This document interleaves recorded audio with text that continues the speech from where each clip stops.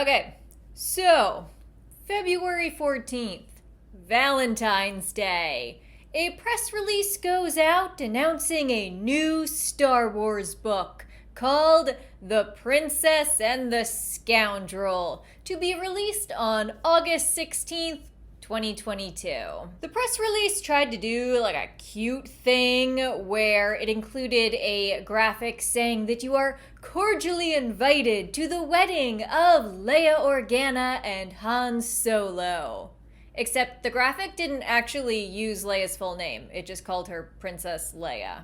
Look at this graphic. It's labeled incoming transmission, and the word hope is bolded, which is weird. Is it bolded because A New Hope is the name of a Star Wars movie? Anyway, the book is written by Beth Revis, whose last name I may or may not be pronouncing correctly, who technically has written Star Wars materials before, but only 3 things. The first being the 2017 novel, Rebel Rising. The second being an episode of the Forces of Destiny web series. And the third being a short story entitled Fully Operational that was published in a Star Wars anthology. She has a number of original works, but as you can see, not a huge Star Wars pedigree. I like to include a lot of background information to really set the scene, but I am very impatient to talk about one facet of this book in particular. This book is basically a marketing tie-in for the new Star Wars hotel. Yes, the super expensive Star Wars hotel that has so far received a lot of very mixed responses. The premise of the hotel is that you, the visitor, are a passenger on the Starcruiser Halcyon. And as for this book, allow me to read you a paragraph from the press release.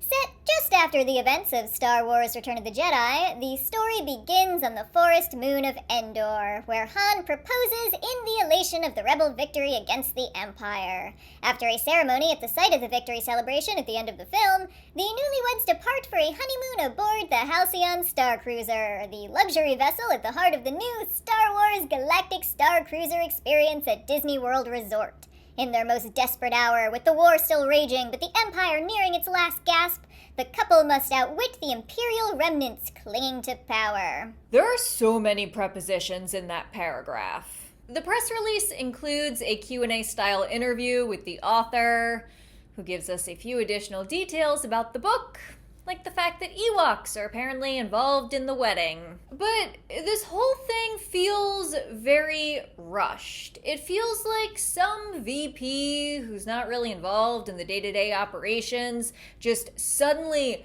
got the idea last minute that this press release absolutely had to go out on Valentine's Day. And then everyone else just had to scramble. There are several reasons why I think this. First of all, at the time that the press release went out, there was no cover art for the book. There was no cover art in the release, there was no cover art on Amazon, there was no cover art on the publisher's website. I think that's why they made that incoming transmission graphic, because when you send out a press release, you really should send some kind of visual. People that post articles want pictures. Secondly, the title appears to have originally been Misbehaving. Either that or Misbehaving was just a placeholder title that they used. Either way, the publisher's website and the Amazon listing were not updated at the time the release was distributed. So they're telling you to pre-order The Princess and the Scoundrel, but then when you go to the website, there is no cover photo, and the title is Misbehaving. The Amazon page didn't even have the author's name. So, wrong title, no author name, no summary of the book. And I'm saying Amazon, but I checked the other retailer sites, and they didn't have the information either. The next day, February 15th, they did create this temporary cover. And you know it's temporary because the cover actually has the text, "Cover not final." You guys, I felt a great disturbance in the Force, as if the voice of a project manager who creates workflow timelines cried out in terror and was suddenly silenced. If I had to guess, I would say the very obvious reason for setting this book on the Halcyon is to insert the ship in canon somewhere, and then ideally, people will read the book and then they'll want to go visit the ship from the book.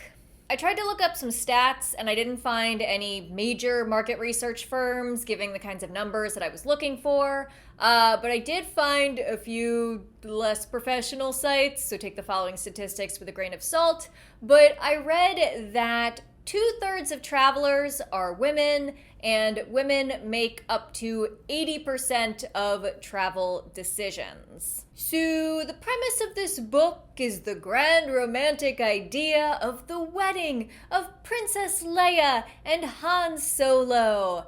And I'm kind of wondering if Star Wars / Disney is hoping that women will read this book and then also want to have their honeymoon on the Halcyon and experience a galactic adventure with their new spouse. And for families, if I had to guess, I would say that moms plan the vacations and moms book the hotels. Although when I was a kid, my dad 100% planned and scheduled all of our family vacations, including the Disney vacations, so no shade at dads. The Star Wars Hotel opens on March 1st. This book doesn't come out until August, but they made sure to announce the hotel tie-in before the hotel opens.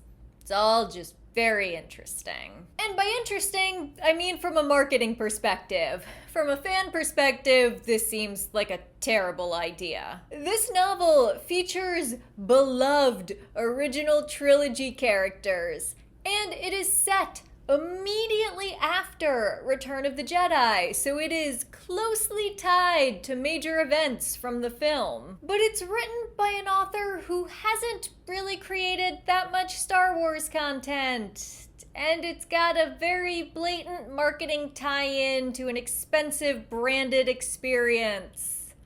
It's not looking good. So, all of that being said, of course, I pre-ordered the book. Check back with me in August and see how it goes.